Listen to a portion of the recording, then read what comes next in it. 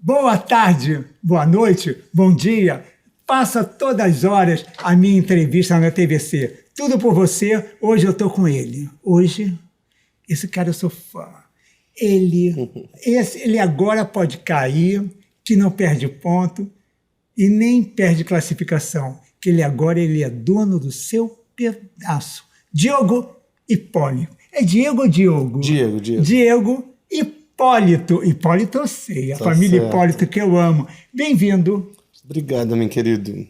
É verdade. Agora é assim, mas estamos curados, com fé em Deus. Diego, eu quero falar um negócio com você. Agora você é dono do seu pedaço. Agora você pode cair, que você se levanta e não perde o ponto. Sim, com certeza. Me explica isso. Como é que é aquela coisa de você foi o campeão de ginástica, meu ídolo, de mundial, de todo mundo, cara. Você foi o cara da ginástica.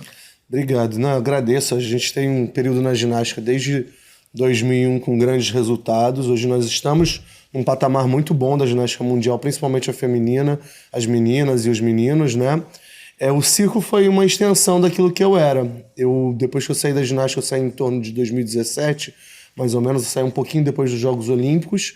Eu operei minha coluna, eu decidi que não queria mais ficar na ginástica, queria terminar minha carreira com um resultado mais importante para mim, que foi a medalha olímpica. E aí eu fiquei um tempo ocioso, sem trabalhar, abri restaurante em São Paulo. Aí vi que não era, na realidade, o que eu buscava para ajudar as pessoas diretamente. Depois disso, eu fiz um instituto aqui no Rio de Janeiro, lá na Penha, que eu atendo 200 crianças totalmente beneficente, que eu dou toda a capacitação para elas de ginástica. É um ginásio onde tem toda a aparelhagem oficial olímpica, que tem os meus apoiadores, eu consegui um patrocinador para estar lá. Continuo trabalhando também como comentarista oficial da Globo do Time de Ouro. Sou palestrante motivacional e aí, mesmo assim, eu estava sentindo que faltava... Gente, eu tô sem ar, ainda falta alguma coisa. O que faltava? Eu achava que faltava ainda alguma coisa que eu me encaixasse mais ativamente como um cenário mais similar ao que o esporte era.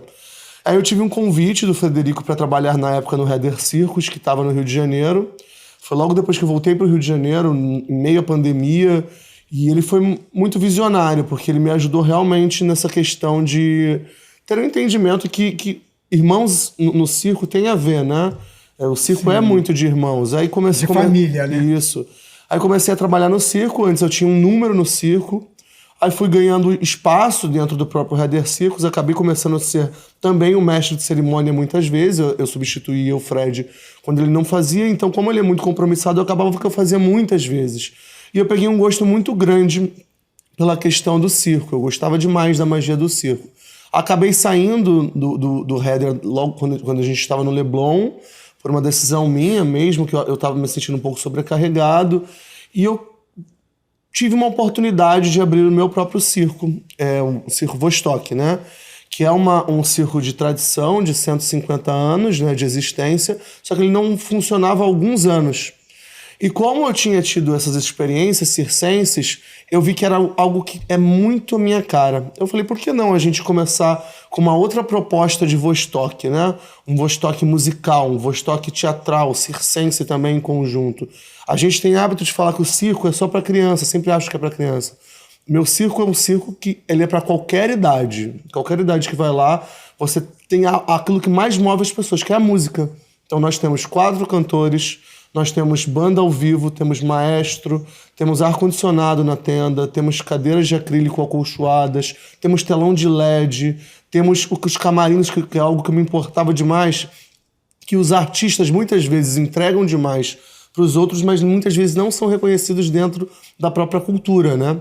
Então eu queria que tivesse o camarim feminino grande, o camarim masculino grande, com as roupas muito chiques, as nossas pedrarias são lindíssimas. É algo diferencial. A gente tem...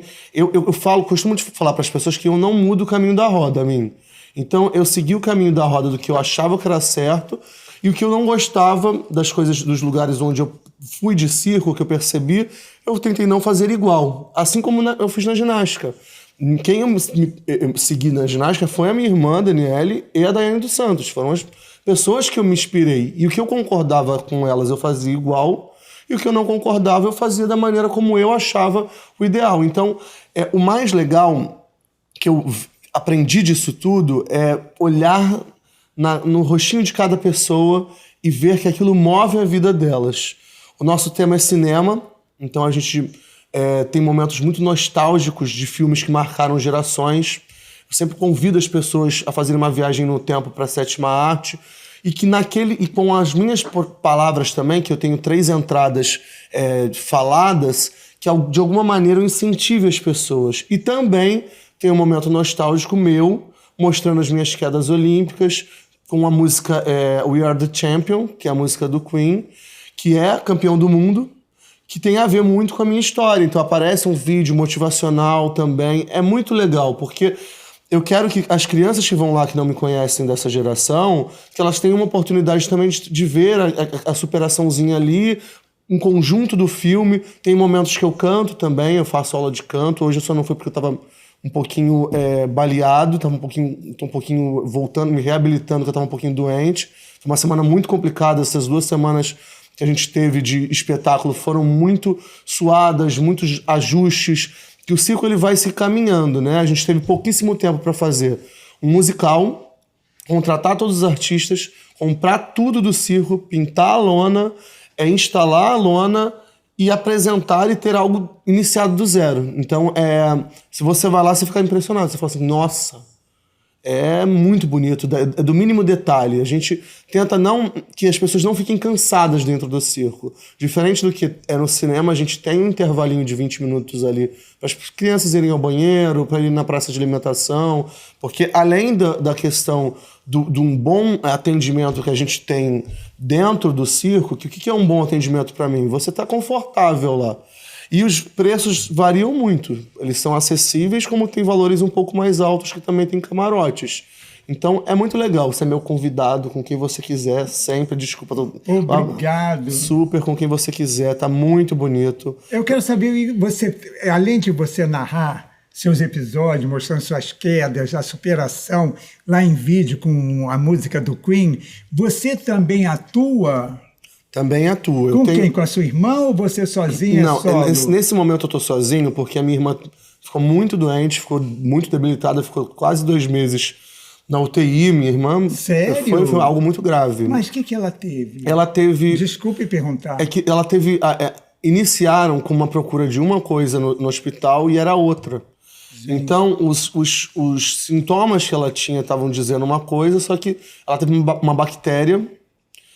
Foi parar na UTI, ficou na UTI muito tempo, não descobriu exatamente o que era, ela acabou saindo do hospital depois quando ela melhorou, voltou a trabalhar, parou na UTI de novo, aí depois ela saiu de novo do hospital que tinha melhorado, parou na UTI de novo e pela terceira, foram 3 vezes que ela foi pra UTI. Eu conversei com um médico meu que é de muita confiança aqui na Barra e eu falei, olha, por favor, doutor Júlio, não tira minha irmã do hospital enquanto ela não tiver 100%, porque alguma coisa está errada, senão ela não estaria voltando para o hospital. E ele é muito capacitado.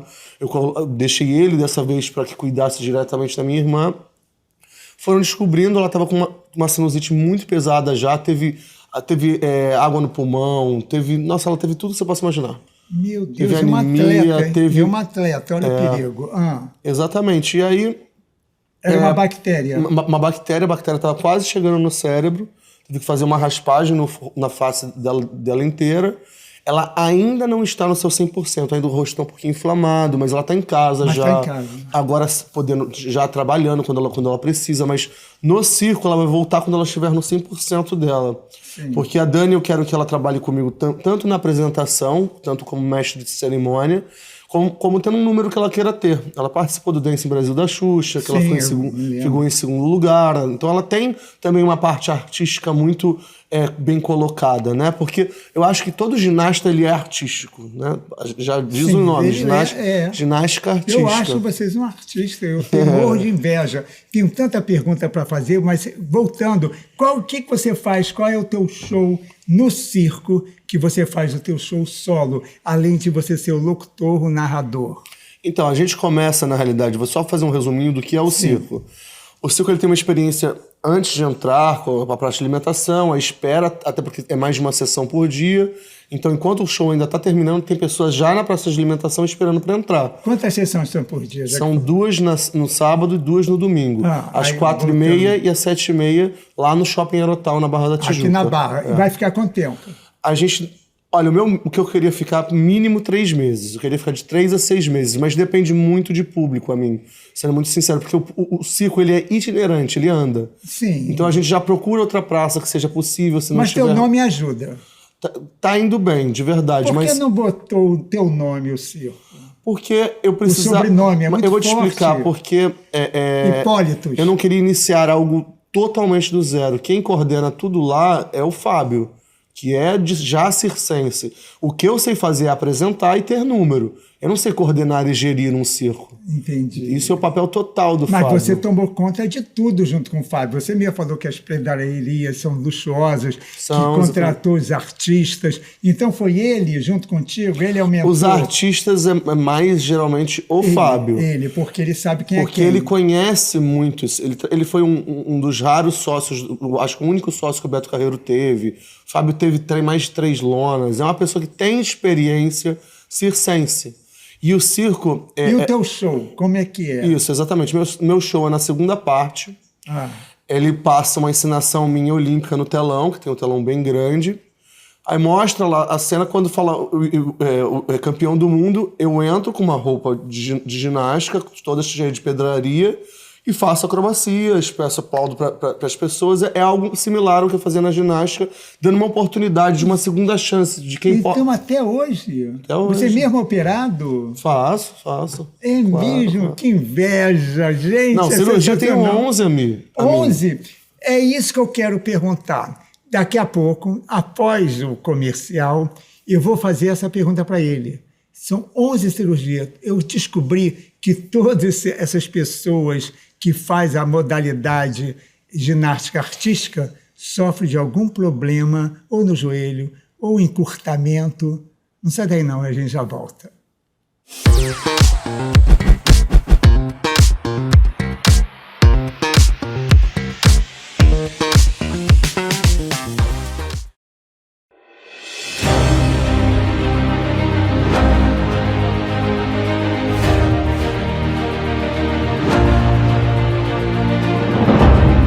Jornalismo de direita. É jornalismo direito. Correio Petropolitano. Tudo que seu jornal não deveria ter deixado de ser. Todos os dias, em uma banca perto de você.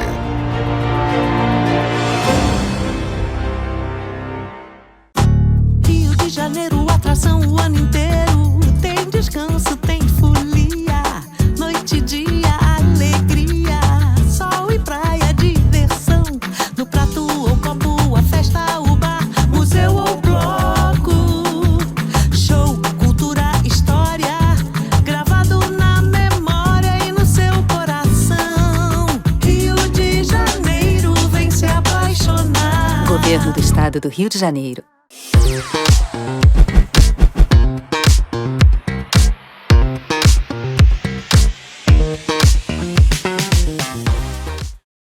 Voltei, não foi rápido? É uma coisa curiosa, a ginástica olímpica é maravilhosa, você vê na televisão, mas é um sacrifício. 11 cirurgias, 11 cirurgias. De quê? Quais foram as 11 cirurgias? Para eu poder ter uma noção do que é uma ginástica olímpica. Então, eu operei o meu pé direito, eu operei 3 vezes, tendo 2 pinos nele. Operei o esquerdo, que eu tive uma lesão muito grave, que eu rompi todos os ligamentos internos e externos. Desse eu precisei fazer essa cirurgia na Suíça, porque ninguém tinha operado esse tipo de cirurgia na Suíça. Enxertei das 2 pernas para reconstruir meu pé esquerdo. Já operei 2 vezes o joelho direito, já operei o ombro esquerdo 2 vezes, mais o bíceps, eu também já operei. A coluna, que eu tenho alguns pinos, tem 16 pinos. Foram algumas cirurgias pela ginástica. Isso tudo por causa da ginástica? É porque devido à ginástica? Devido à ginástica, todas devido à ginástica. Mas é assim, eu vou te explicar o motivo. Antes, a nossa própria comissão técnica e a nossa comissão de pessoas que trabalhavam juntos era tipo uma pessoa. Hoje em dia nós temos um fisioterapeuta, um médico, um nutricionista, um mentor, o treinador, todo o preparador físico. Então cada um faz a sua parte. E isso faz com que a gente tenha muito menos lesões. E também a aparelhagem olímpica, ela não é mais a mesma do que ela era, por exemplo, em 2012. A partir de 2013, eles fizeram equipamentos que lesionam menos os atletas. Por exemplo, o solo, aquele que eu corria e fazia os mortais, ele não tinha mola. Atualmente ele tem mola. O solo tem mola? Tem mola hoje em dia. Então, por isso que a durabilidade dos atletas pode aumentar, porque as lesões diminuíram. Por mais que o nível técnico aumenta, porque agora tem mola, então joga mais os atletas para fazerem. No alto. O nível técnico ele aumentou e os atletas se lesionam menos do que antes. Que a minha geração era uma geração que os aparelhos eram muito, muito ruins. Eu não tinha aparelhagem até 2008 no Rio de Janeiro, que eu competi os Jogos Olímpicos, por isso que até meu ginásio das minhas crianças tem aparelhagem que é olímpica, em conjunto da Confederação Brasileira de Ginástica, que me apoiou para poder ter esses aparelhos lá. Mas tudo que eu tento entrar, eu tento ser algo para ser copiado mesmo, para que as pessoas enxerguem que não tem essa de falar que o pobre não tem direito das coisas que o rico tem. Todo mundo tem os mesmos direitos. Então, no meu instituto, você entra lá, você dá educação para a criança, para os pais. Ninguém pode entrar no ginásio de tênis. Da ministra esportiva que foi lá visitar meu instituto, ao Diego, a qualquer pessoa, não tem diferença. Todo mundo tem que entrar e aprender a educação. Todo de carpê, com aparelhos decentes, com treinadores que foram de seleção brasileira. No circo, a mesma situação. Eu queria que as pessoas chegassem lá e elas ganhassem educação. A minha cultura de liderança é total de liderança. Nada para mim é pela espada. Tudo é conversado, só que demanda muito tempo. Você vê como minha vida tem sido louca, graças a Deus, eu sou muito grato. E no esporte, eu acho que essa roupagem que deram agora, com essas aparelhagens, com tudo, faz com que a gente tenha a possibilidade de ficar mais tempo. Eu tive o meu momento, eu acredito que a nossa história é construída pelos nossos esforços, eu acredito muito em Deus, e hoje estou como empresário, né, muito diferente, né, um cenário muito diferente, mas a gente sempre é muito político, né, Amin? Porque a gente precisa, para chegar nas pessoas, ter a comunicação, saber como se porta, ser educado, ser gentil. Olha, eu te conheço há milhões de anos. Nunca vi uma pessoa falar de você. Nunca. E isso é muito legal. Porque obrigado. É um segmento que eu também tenho para minha vida. Eu tento ser sempre muito gentil para que as pessoas entendam que não é porque você chega em algum lugar que você pode se achar no direito melhor que alguém. Muito pelo contrário. Aqui somos todos humanos com o mesmo destino. Então a gente tem que deixar a palavra para as pessoas para que elas sigam caminhos bons. Campeão mundial. Mundial, gente, é mundial. Sabe o que é isso? É um prazer tê-lo aqui e te entrevistar, mesmo de anos de amizade. Todas as pessoas que fazem ginástica artística são lesionados? Tem alguma cirurgia? Olha, a grande maioria da seleção, sim. Todos? Sim, porque é o limite do corpo. Então, agora, o limite do teu corpo, você sabe qual é o limite do teu corpo? Não, a gente não tem como saber, mas hoje tem equipamentos, por exemplo, que são fotográficos, que você consegue olhar no corpo aonde está mais propício a ter lesão. Então, mesmo... Sério? Sim, Bom. hoje em dia melhorou muito. Hoje em dia existem muitos exercícios preventivos, para que não tenha tantas lesões. Existe uma preocupação muito grande com o eu, né, com a pessoa, com como está a saúde mental, como está as lesões, como está o dia a dia da pessoa para que influencie no resultado. Então, é muito preocupante. A comissão técnica, todas as pessoas envolvidas se preocupam demais hoje em dia com esse cenário, de ver se está com possibilidade de lesão, de 6 em 6 meses fazerem exercícios para ver como é que está a questão de respiração, a questão de saúde, fazerem exames de sangue com frequência. Então, tudo existe um controle muito maior. A saúde mental, como ficou a sua quando você teve a queda. Aquela queda, eu senti a queda. Você sabia, eu acho que o mundo todo sentiu aquela queda que você teve. Mas você sabe, a mim que eu falo muito para as pessoas, foi muito doloroso no momento, né? Porque eu esperava ganhar e eu preparei as pessoas a ganharem, mas não era um momento que era para ter sido campeão olímpico. Não era um momento, não tecnicamente. Eu era o melhor do mundo em nível técnico. Só que às vezes era para eu também ensinar algo para minha própria vida. Eu fui para uma Olimpíada, essa que eu caí literalmente de bunda. 4 anos depois que as Olimpíadas são 4 anos depois, eu caí literalmente de cara. Depois de 4 anos, quando eu já era mais velho, quando na realidade as circunstâncias falavam que não era mais possível, foi quando eu consegui. O porquê? A medalha. É exatamente a medalha, mas eu acho que o principal é ficar em pé, acertar. Sim, a medalha foi isso. foi algo que abrilhantou e que mostrou para as pessoas que é possível. Mas quando eu caí a primeira vez, eu fui muito cruel comigo. Por quê? Porque eu falei que eu tinha amarelado, eu não tinha amarelado nada. Eu era um primeiro homem numa final olímpica. Ah, os haters. Nessa época era diferente, a época mais da televisão, né? Era mais a imprensa? A imprensa. E só que as pessoas na rua, entretanto, foram gentis comigo. Que viram que foi muito real a minha queda. Londres já foi diferente, porque Londres eu estava num ano muito lesionado. Na semana da competição eu estava de muleta. Então eu entrei porque a vaga era minha, não era a vaga era do Brasil, óbvio, mas era de direito meu essa vaga. Então ninguém podia me substituir do Brasil. Entrei e caí de novo. Quando eu fui para Pequim, a minha cabeça tinha mudado muito, porque era muito importante para mim contribuir para a sociedade aquilo que foi me oferecido, porque eu já era um campeão do mundo, já tinha tido as minhas conquistas pessoais, mas as Olimpíadas é o sonho de todo atleta. E é quando todos os holofotes estão ali naquele dia, para aquele momento. Então, por mais que tecnicamente as Olimpíadas seja mais fácil do que até os próprios Jogos Olímpicos, as Olimpíadas têm uma responsabilidade muito maior. O que você sente ali antes de entrar? Qual é? Eu quero saber o que passa na cabeça de um atleta. Nas Olimpíadas do Rio de Janeiro foi um pouco complicado, porque por mais que eu tivesse com psicólogo, nutricionista, médicos, tudo ao meu redor, eu tinha 2 quedas olímpicas. Eu tinha 2 quedas olímpicas e eu já tinha 30 anos de idade. O histórico, né? Então, eu tinha uma consciência que ali provavelmente era a minha última oportunidade. E você botou isso, vestiu isso. Eu sabia que era uma última oportunidade. E todos também.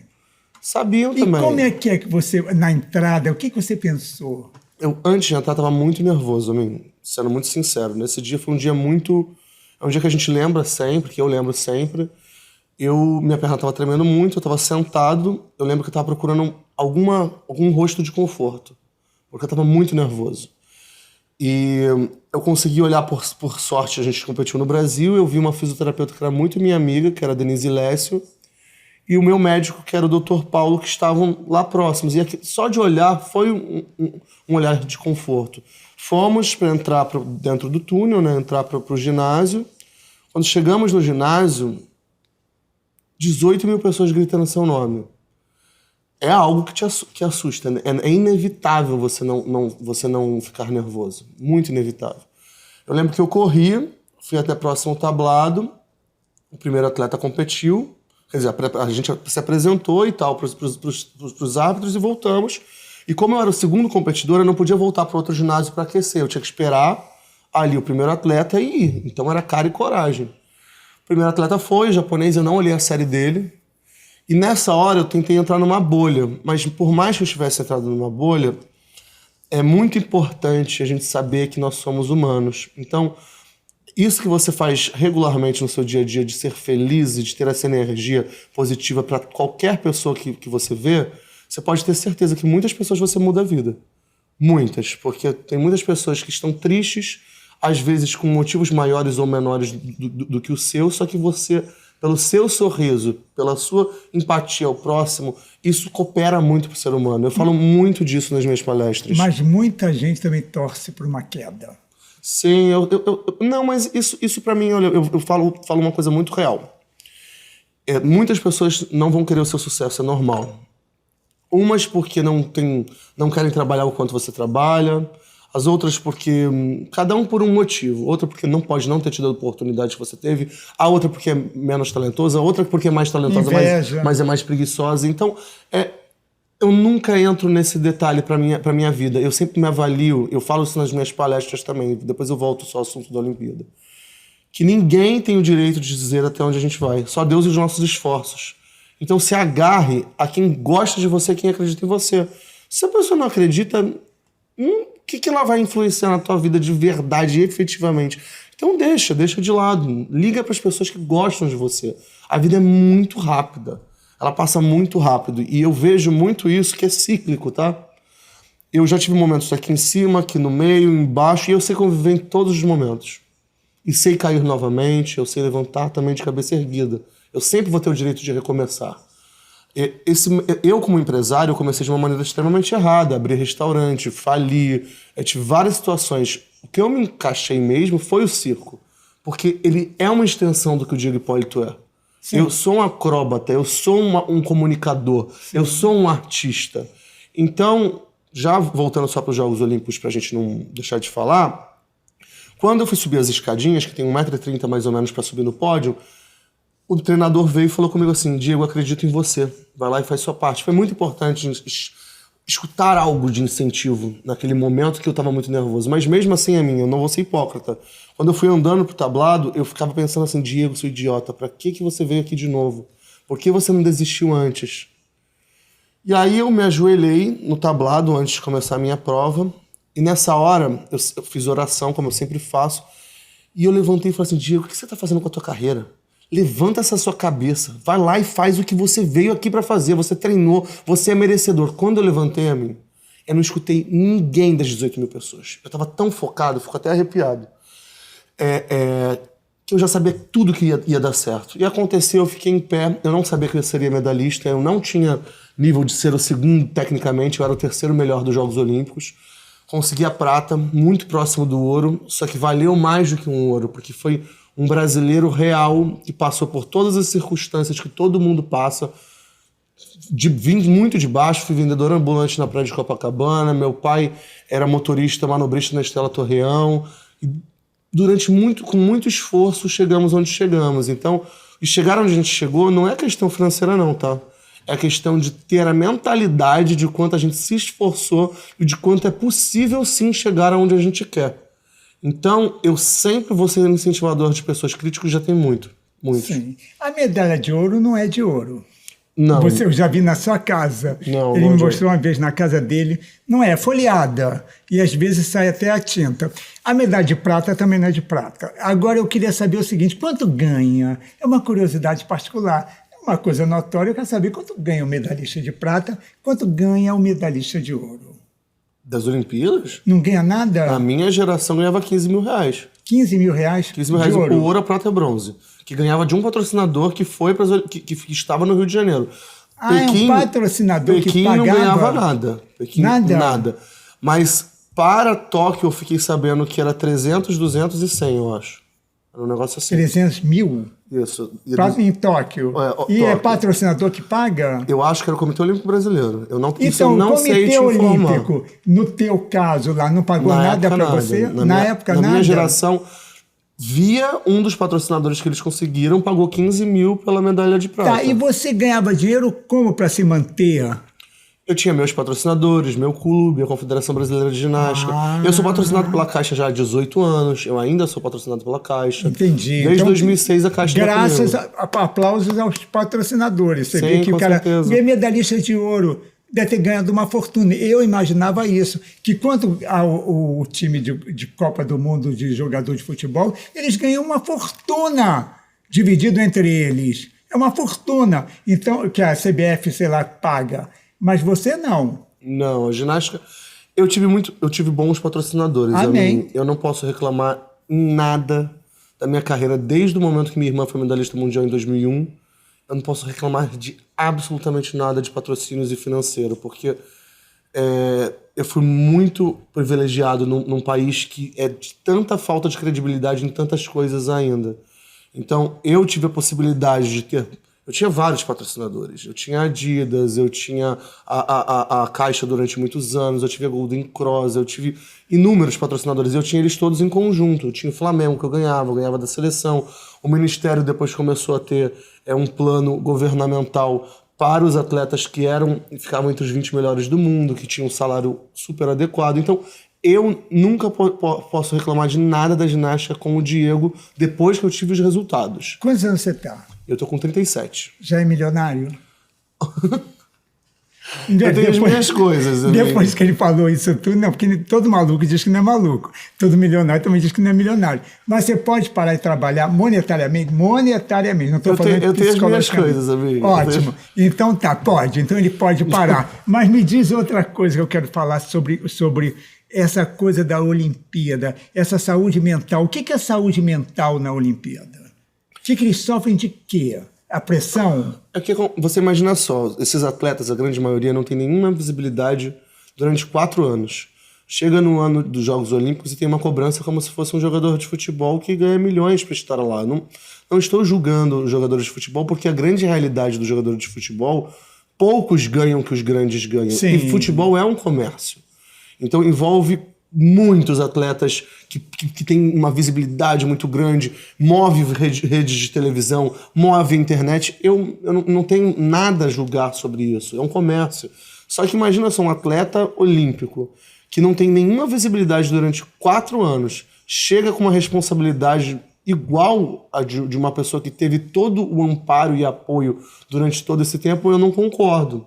Então, os atletas já acabam ficando nervosos, porque também é uma possibilidade dele, muitas vezes, de achar que pode mudar a vida dele, e muda. Uma medalha olímpica é algo muito grandioso. São pouquíssimos que conseguem no mundo. Então não ganha dinheiro, mas ganha visibilidade e patrocínios. Se você é medalhista olímpico, depois ganha dinheiro. Então, imagina a responsabilidade do atleta. Depois, o após. É o pós? Antes, não. Só os que já tinham credibilidade antes. Daqui a pouco a gente volta. Quero perguntar ao Diego Hipólito, agora no circo, que é dele, com mais um sócio, aqui no Rio de Janeiro, agora ele diz que faz a acrobacia, mesmo com essa idade, mesmo operado, depois de 11 cirurgias. Agora ele pode cair? Pode. O público aceita? Já volto.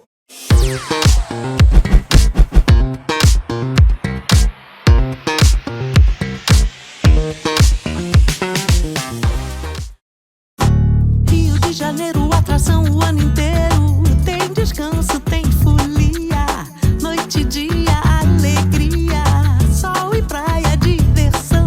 No prato ou copo, a festa, o bar, museu ou bloco. Show, cultura, história. Gravado na memória e no seu coração. Rio de Janeiro, vem se apaixonar. Governo do Estado do Rio de Janeiro.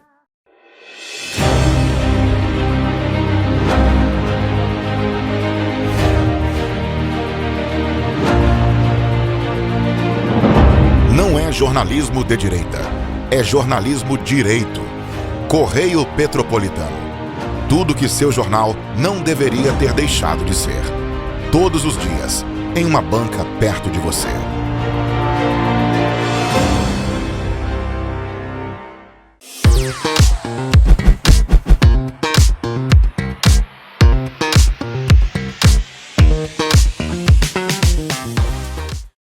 Voltei, aqui foi rápido, né? Com Diego Hipólito, medalhista, campeão mundial, 11 cirurgias, dono de um circo, agora ele é circense, isso mesmo que você está me escutando. Agora a profissão dele é circense. Ele é o apresentador, ele atua, ele faz tudo. Quando você dá essa acrobacia lá no circo, que inveja boa, que eu ficava delirando com a sua atuação. Você já caiu ao vivo? Já. E aí o público aplaude. Muitas vezes. É totalmente normal. Até porque eu mostro o lúdico de eu caindo nas Olimpíadas e depois acertando. O que mostra esse vídeo é que cair é normal. A gente sempre e ao vivo? O circo tá tudo certo sempre, a mim. Mas me diz um negócio, por que você não faz caindo? Eu caio às vezes. Ah, na você verdade. de propósito. A gente tem a questão de cair para que depois as pessoas aplaudam. Pra ter o ó. Ai, sensacional, adoro. Mas os artistas todos têm isso, tá? Tem, por isso que eu puxei. É o H que chama. Eu puxei meu lado artístico do H. Aí tem o ó. A pessoa fica impressionada, você vai lá e acerta, aplaudem muito mais. Muito mais. Muito legal. Ai, que maravilha, eu tô adorando essa coisa de viver em circo. Você vive no circo ou não? O circo, você diz que é andarilho, tem que andar. Quando ele sair do Rio de Janeiro, vai sair aquelas coisas tipo trailer? Sim, nós tem temos trailer? Tem todos os trailers Ah, não em acredito. volta. Você tem o teu trailer? Eu ainda não tenho o meu, a mim, de verdade, porque eu iniciei agora, mas eu vou ter que comprar, porque eu tenho que ficar mais lá dentro. É que E o você vai espaço que nós viajar com circo? Então, o circo, eu tenho uma possibilidade já de um patrocinador meu de ir para São Paulo. Então, se o circo for para São Paulo, óbvio que eu vou em conjunto, mas eu vou viver metade da semana no circo e metade no meu instituto, porque eu também tenho as minhas crianças, tenho as minhas responsabilidades aqui no Rio de Janeiro. Isso é impagável. Você sabia que eu quem da nossa infância, eu estou falando da nossa geração, minha, o circo era muito mais visto com bons olhos, claro, até hoje, mas enchia mais. Orlando Orfei era lotado, lembra, na Lagoa? Durou anos. Eu sempre quis viajar com o circo e mudar. Isso também era uma coisa sua ou não? Como você aderiu à sua vida olímpica, de ginástica olímpica? Você sempre quis ser isso? Então, desde criança, eu achava que eu ia ser cantor, de verdade. Cantor?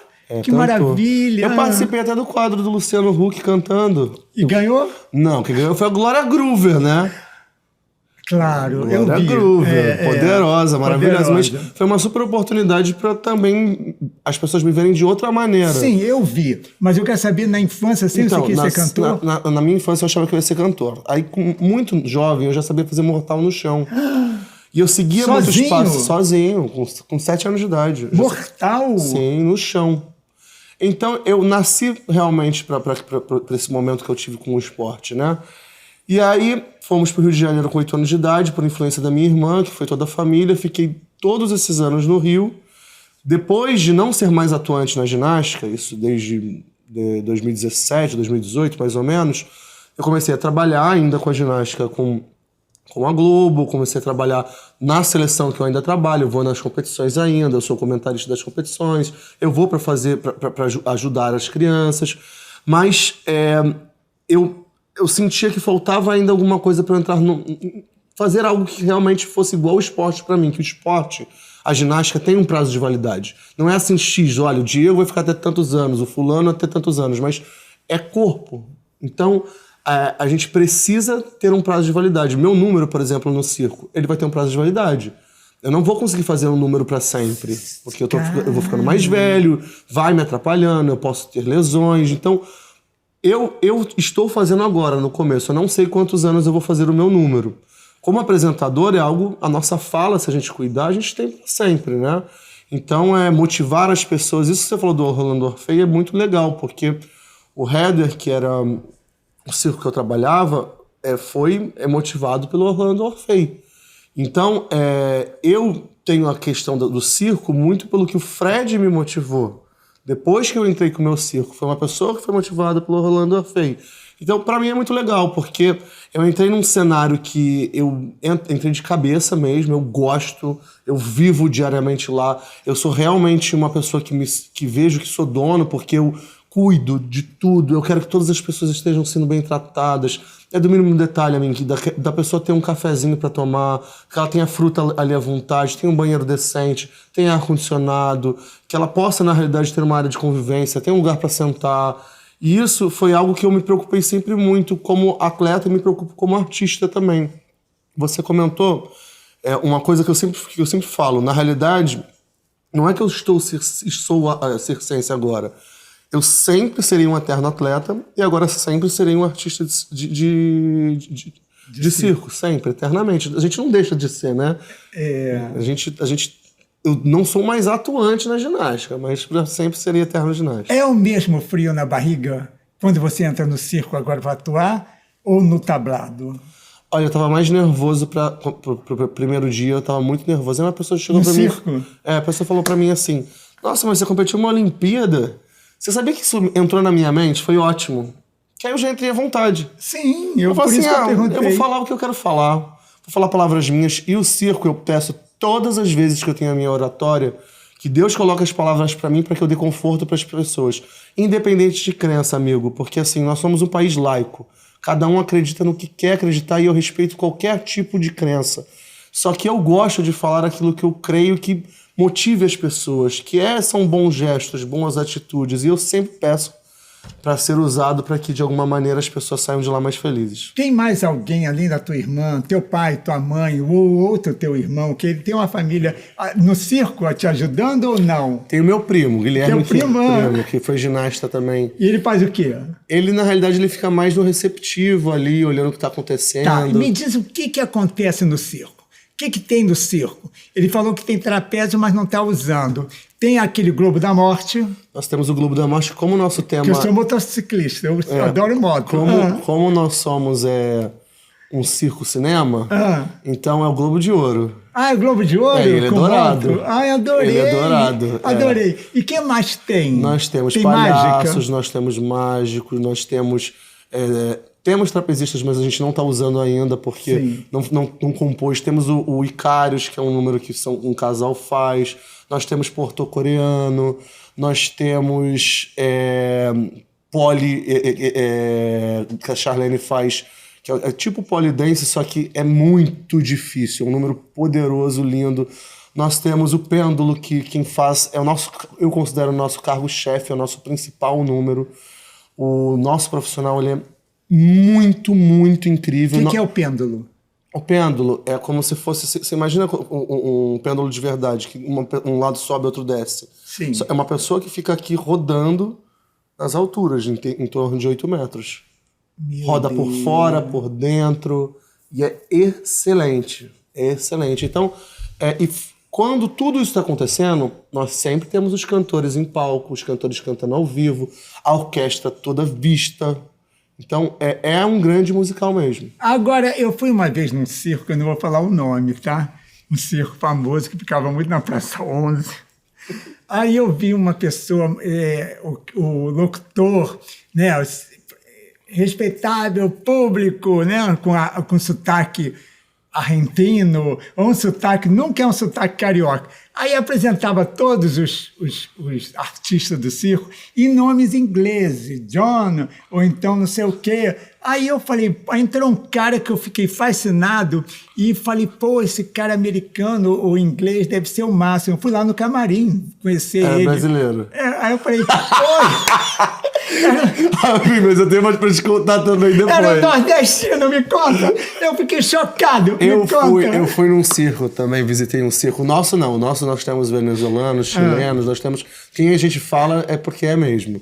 Eu gosto de que seja totalmente real. Temos muitos artistas brasileiros. Sim. Eu fui nesse circo e teve uma menina que eu vi um número que eu achei ela sensacional. Aí falaram que ela era mexicana. Eu fiquei, nossa, maravilhosa. Eu queria ir lá falar com ela. Queria ir lá falar, depois eu descobri que ela era amiga das minhas amigas, que ela fazia balé junto com as minhas amigas. Eu falei assim, não acredito nisso. Não, mas isso é muito feio, não pode muito mentir. Feio. Eu fiquei chocado. Muito feio, não pode mentir. Eu pensei que o cara era... Não tinha cara... Não estou falando nordestino no bom sentido, lá do Nordeste. Eu não estou discriminando. Não é pejorativo. Não é pejorativo. É só para falar que... Aí eu falei assim, meu Deus, porque o cara falou um nome completamente diferente. O nome John, não sei o quê. Aí eu fiquei também fascinado. Depois eu vi que ele era do Ceará. Aí eu falei, cara, você é brasileiro? Eu fiquei chocado. E o meu por que não bota o nome, então? E nesse mesmo circo, o palhaço... Você acha que valoriza mudar o nome? Falavam que era argentino e o palhaço era brasileiro. Eu fiquei tão decepcionado. Não, mas comigo não tem isso, não. O meu, tudo eu falo de onde são. Nós temos artistas nacionais e internacionais. Eu gosto muito de padronizar o que é brasileiro, o que é do Brasil. Claro. Por quê? Porque a gente tem hábito de valorizar só o que é exportado. Sim, por isso que eles mudam o nome. Desculpa. Eu não gosto disso. Eu quero mostrar que é o meu artista brasileiro. Se fossem todos os artistas brasileiros, eu ia ficar super feliz. Super feliz. Eu sou brasileiro, nunca saí do Brasil para treinar em outro local.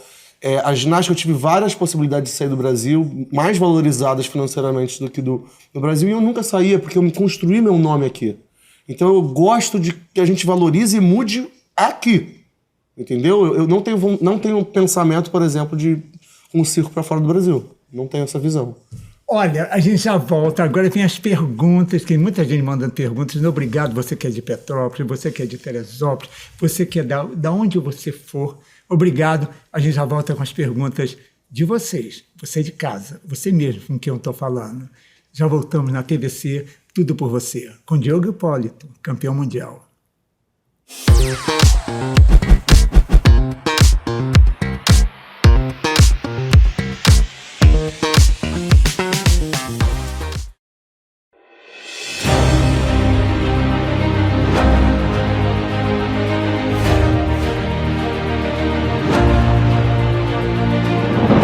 Não é jornalismo de direita, é jornalismo direito.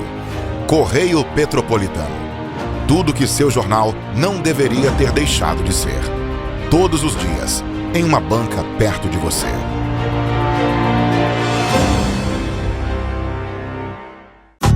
Rio de Janeiro, atração o ano inteiro. Tem descanso, tem folia. Noite e dia, alegria. Sol e praia, diversão.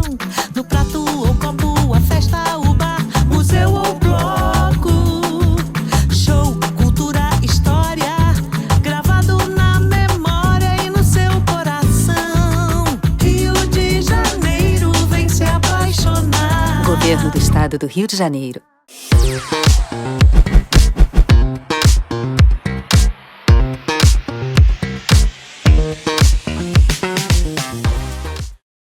Voltando com Diego Hipólito. Tá gostando? É muito bom, né? Você tem vontade de ser do circo? Ou então ser um ginástico olímpico mundial? É ele é o cara. Diego, agora vamos para as perguntas dos nossos queridos, vocês que estão mandando para a gente. Pode mandar mais, mas aqui o tempo é curto, hein? A Patrícia Pinheiro, de Teresópolis. Obrigado, Patrícia. Como foi o momento em que você tomou a decisão de assumir sua sexualidade publicamente?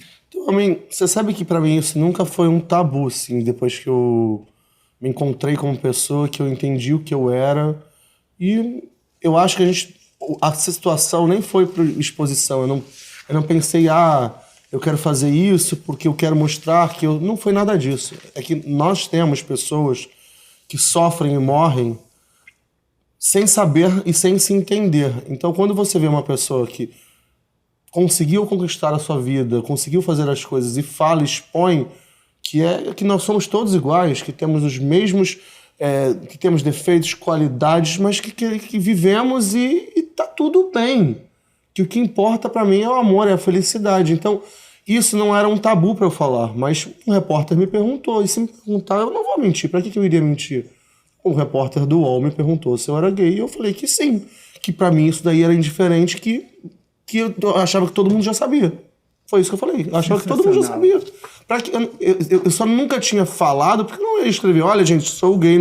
É definição do Diego. Sou gay, não é isso. Pra que vestir a bandeira, levantar a bandeira? Não, isso pra mim é totalmente indiferente. Eu não vou chegar pra uma pessoa e perguntar. Só que como um repórter me perguntou, eu não tenho por que mentir. Eu sou muito bem comigo mesmo. Sensacional. Muito bom, adorei. Pra que também ficar levantando bandeira? Olha, eu sou gay, correr na praia e falar, olha, sou gay. Não, pra quê? A gente tem a vida que a gente quer, né? Exatamente. E vivemos como a gente quer. Agora, Matheus Ribeiro, de Itaipava. Um beijo para Itaipava. Quais são seus planos e objetivos para o futuro do mundo da ginástica? Do mundo da ginástica, eu sempre irei, na realidade, aumentar a questão dos meus institutos. Estou falando eu, Diego, na ginástica. Já viu algum ali? Eu já vi em outros locais para a gente fazer a segunda sede. Não, mas você já viu ali no seu instituto alguém que você falou, vai me substituir? É que não tem como a gente saber desde criancinha que vai substituir. E eu não falo nunca como substituto, sabe por quê? O céu tem espaço para todo mundo brilhar. A gente tem um hábito no Brasil... Mas você é o campeão olímpico mundial. Não, eu sei, amigo, mas eu digo assim... que seja uma estrela como eu fui, como a Daiane foi, como a Dani foi. Eu não peguei lugar da Dai nem da Dani. Nós somos 3 estrelas juntos. A Rebeca agora é outra estrela. Eu acho que tem 2 menininhos que eram lá do meu instituto que eu passei pro Flamengo. Já encaminhou? Já encaminhei. Então o seu instituto também encaminha? Encaminha, claro. Sensacional. E tem olheiros ou você é o próprio olheiro? Não, meu irmão foi treinador da Jade Barbosa. Sim, eu conheço Edson. ele. Então o Edson é o presidente do meu instituto. Então vai lá e vê. Ele vê também, não precisa ser só eu. Eu sou uma pessoa que não tenho o perfil de treinador, tá? Eu não sou uma pessoa que consigo cobrar uma outra de uma maneira um pouco mais incisiva. Eu não gosto. Porque eu acho que como eu sou extremamente comedido nas minhas pontuações, eu sou assim no meu dia a dia, eu sou uma pessoa extremamente feliz, eu tenho muito medo de magoar as pessoas, eu não gosto de magoar. Uma coisa é a pessoa se magoar pelo aquilo que eu sou, isso daí é problema dela. E o técnico magoou, você foi muito magoado? Não é que eu fui muito magoado, o técnico tem que ser muito ríspido e duro. Então, Chorou? Muitas vezes. Várias vezes? Muitas vezes. Meu Deus, olha a cobrança, como é que é. Agora, Gustavo Saraiva, de Paty de Alferes. Oi, Gustavo. Quais são os seus aspectos mais desafiadores de ser um atleta de alto nível? Hoje está aposentado, né? Mas é sempre atleta. Acho que eu não sou uma pessoa... Todo mundo acha que eu sou competitivo. Eu nunca fui muito competitivo. Eu tentava sempre fazer o meu melhor. E que se o meu melhor fosse ser o melhor na competição, eu teria que estar muito feliz. Mas se o meu melhor fosse ser 10º, também estava satisfeito. Então... O que, na realidade, eu falo, que eu já falei até aqui hoje, é uma coisa de persistência. Eu acho que ninguém pode te dizer que você tem talento ou não tem. Se você tem vontade, isso já é um talento. A maior vitória que a gente tem é ser campeão para a vida, ter satisfação naquilo que a gente faz. Então, a gente tem que se encontrar. Muitas vezes eu vejo os pais cobrando muitos filhos, que querem que o filho consiga tal resultado. Não é assim. A vontade é da criança sempre. Se ela gosta da modalidade, se dá bem... Ela vai ser bem-sucedida. Agora, tem mais perguntas, mais 2, mas antes eu quero fazer uma pergunta para você. Eu estou vendo que você fez implante capilar. Fiz. Você fala isso? Falo, é notório?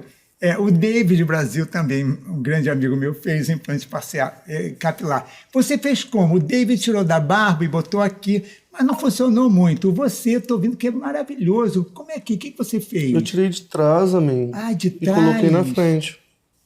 E nasce... Existe uma zona doadora. Existe uma zona doadora? Porque meu cabelo caiu muito novo, né? Ele caiu quando eu tinha 21 anos, eu já tinha muita entrada. E cada um tem que fazer o que tem vontade. Sim. Né? Eu tinha vontade de ter cabelo. Eu tinha vontade, era uma vontade que eu tinha que... E eu acho que me melhorou minha autoestima muito depois que eu aumentei meu cabelo. Eu tinha super cuidado pra arrumar. Hoje em dia eu só vim pra cá, eu só coloquei pra trás, tá? Sensacional. Nem arrumei pra cima. Eu pensei que tem um laque aí, nada. Não, spray tem. Porque meu cabelo é muito liso. Pra segurar. Que é fino, cai. Não é que cai, cai pro lado. Pro lado. Eu não gosto. Eu gosto que ele fica arrumadinho. O que mais você já fez? Já fiz as plástica? Lentes dentárias. Capiou os dentes?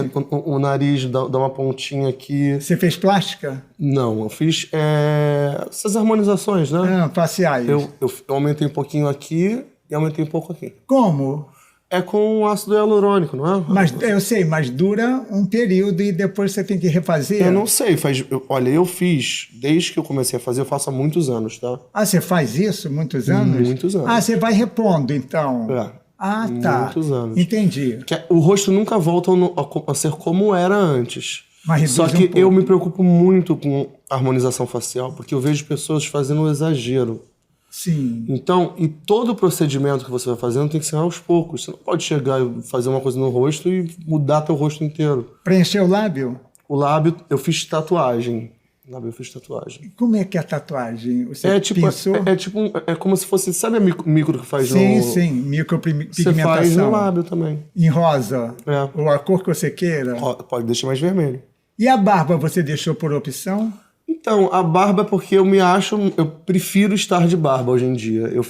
Eu acho que um rosto mais imponente, principalmente por estar sendo apresentador, não tem nada a ver, mas eu acho, entendeu? Eu acho que eu fico mais sério. Não, você é vaidoso, então, né? Sou muito. Dá pra ver. Tá apaixonado? Não. Você tá com um olhar feliz. Eu tô muito feliz mesmo. Tá todo mundo falando isso. Eu tô feliz, mas não tô apaixonado. Ele tá com um olhar feliz. E olha que ele tá resfriado, Tá com dor de Eu cabeça. tô bem doente hoje. Bem doente. Eu sou mais empolgado. Né? Mas está bem, graças a Deus. Vamos voltando à pergunta aqui agora. Cristiano de novo, Cristiano Garcia de novo não, Petrópolis de novo. Qual foi o momento mais emocionante da sua carreira até agora? A minha, eu acho que foi a primeira medalha mundial, porque a primeira medalha mundial era muito impossível acontecer. Era um cenário que o Brasil não tinha condição nenhuma.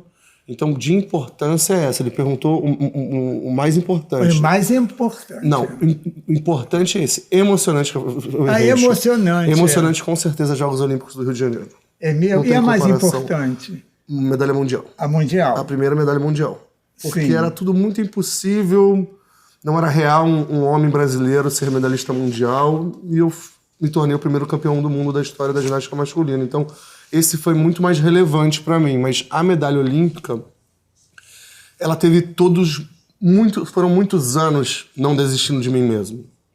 Então, ser medalhista olímpico no Rio de Janeiro, na Barra da Tijuca, e foi por isso que meu circo também é aqui na Barra, tá? Que meus maiores feitos da minha vida foram todos aqui. Eu gosto muito da Barra também. Um beijo a todos vocês daí.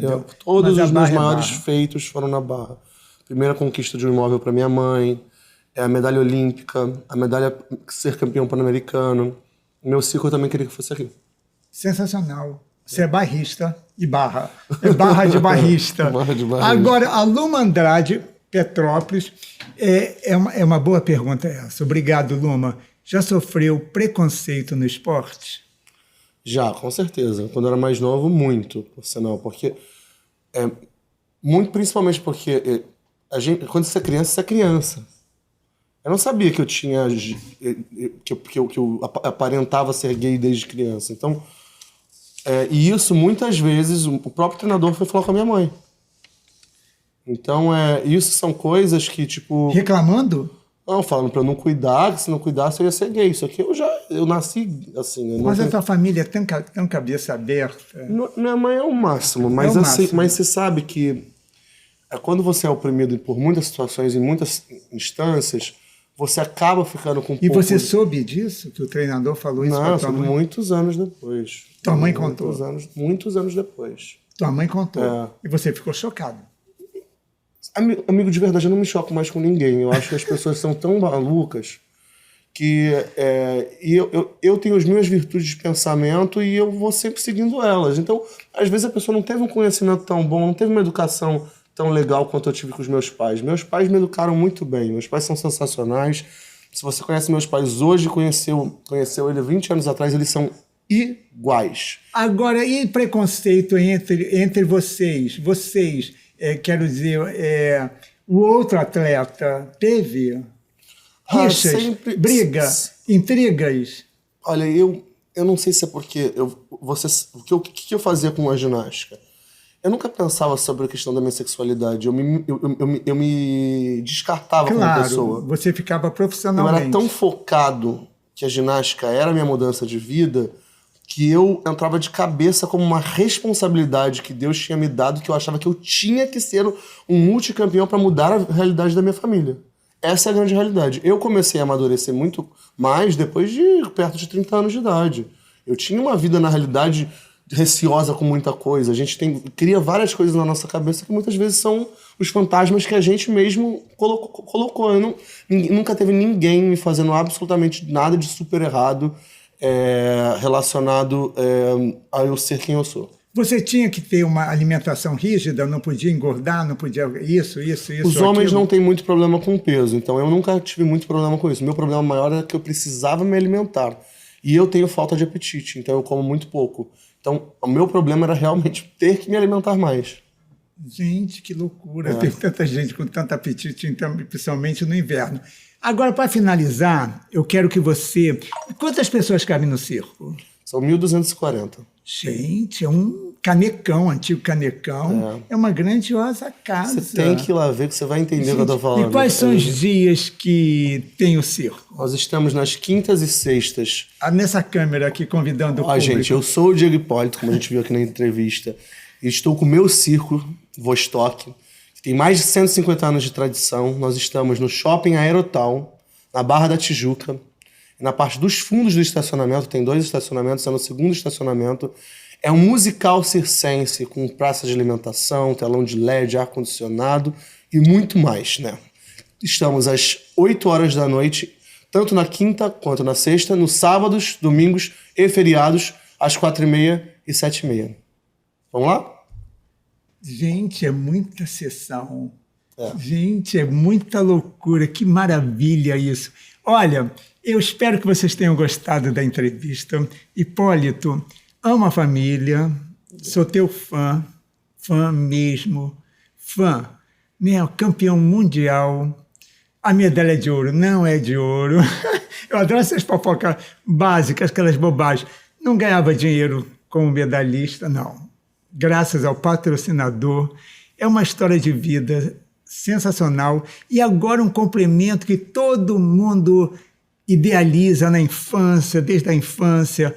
Hoje não, hoje o mundo mudou. Você é internauta? Pouco, a mim, de verdade. Eu não sou uma pessoa... Se você ver, eu não tenho hábito de mexer no meu telefone, porque o telefone me suga há muito tempo. Sim. E eu gosto de viver. Eu gosto que... Por isso que o circo é muito legal pra mim. Porque eu não sou da geração da internet. Por mais que eu saiba da importância e relevância que a internet tem, e também me ajuda a chegar em lugares que eu não chegava sem internet, só que eu acho que a gente extrapolou um pouco o limite. A internet faz as crianças atuais, eu vejo que elas ficam muito tempo no telefone. Você tem que colocar no esporte, você tem que colocar na cultura. Você está colocando as pessoas extremamente dependentes do telefone. E eu não sei se isso é positivo. Eu acho que tinha que ter um limite, um tempo de horas que pode deixar a criança com o telefone para que ela também viva, né? Tipo, ela se preocupe em jogar bola, que ela vá fazer vôlei, natação, que vá para o cinema, que tem várias situações de cultura, vá para um parque de diversão, eu não sei, eu tô falando assim, coisas, brincar no prédio, brincar com outras amigas, se faz isso ainda, mas eu sinto que a gente está perdendo muitos valores iniciais que são importantes até para amadurecimento da criança. Haters, muito hater, deletado, como é que é agora, cancelado, agora tu não pensa nisso só na internet. Por exemplo, outro dia eu fui almoçar na casa do David Brasil, ele não me olha nos olhos, ele me olha com a câmera do celular, eu falei, para de me filmar. Então você não é desses. Não. Tá? Todo mundo agora fica assim. Olha, no outro dia eu estou correndo na praia, aí uma menina correu 10 metros, assim, eu estou correndo, aquela minha corridinha, que todo mundo ri. Aí ela correu 10 metros e parou. Aí eu falei, cansou? Não, ela só correu porque o cara estava filmando ela 10 metros. Ela estava ali mostrando que estava fazendo corrida. Ela não estava correndo mesmo, ela fez para redes sociais. Então, muito bom isso que ele falou. Tem que ralar o joelho jogando bola, brincar na lama, soltar pipa. Não é verdade? Jogar bets. Eu adorava jogar bets. Queimado, olha, amarelinha. Eu gostava. Né? Pique-esconde. Eu era o último a ser achado. Por quê? Cadê o Aminzinho, o Joãozinho? Não sabemos. Está em cima da mangueira do Lins de Vasconcelos. Adorei. Obrigado. Muito obrigado pelo carinho. Espero que vocês tenham gostado e até a próxima.